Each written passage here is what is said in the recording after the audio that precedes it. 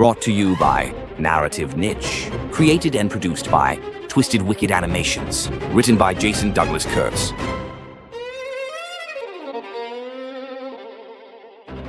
Vinny the Viper not in my house.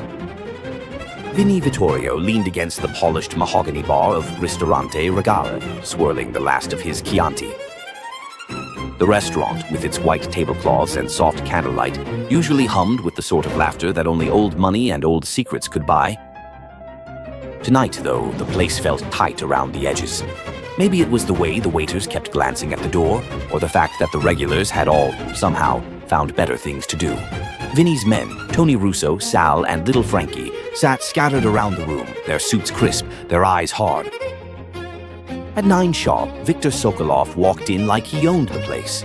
The Russian's tailored suit was too loud for Vinny's taste, and so was the way he smiled, like he was already bored with the whole meeting.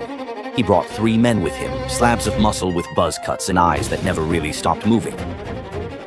Vinny nodded at Viktor, motioning him to the private booth at the back, the one with the velvet curtains. "Let's keep this civilized," Vinny said, voice low as they slid inside. Viktor grinned, gold tooth flashing. "Always, Vinny.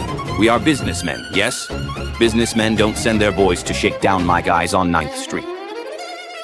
Viktor shrugged, spreading his hands. "Territory changes. Streets move. We talk. We fix, eh?" For a moment, it almost felt like a negotiation. Vinny laid out his terms. The Russians could have the north end of the block, but the south belonged to the Vittorios. Viktor pretended to consider it, stroking his chin and looking at his cronies. That's when Viktor's men started getting loud. One of them knocked over a wine glass, laughing too hard, while another started hassling the bartender for vodka. Sal shot Vinny a look. "Should we?" Vinny shook his head.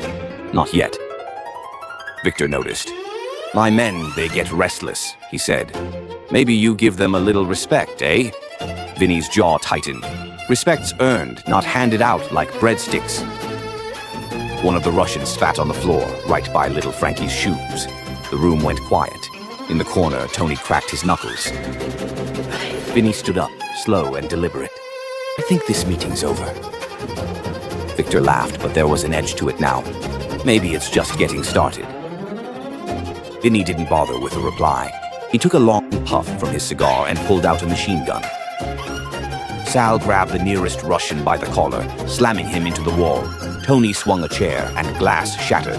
Frankie ducked a wild punch and drove his fist into a gut with a wet, satisfying thud.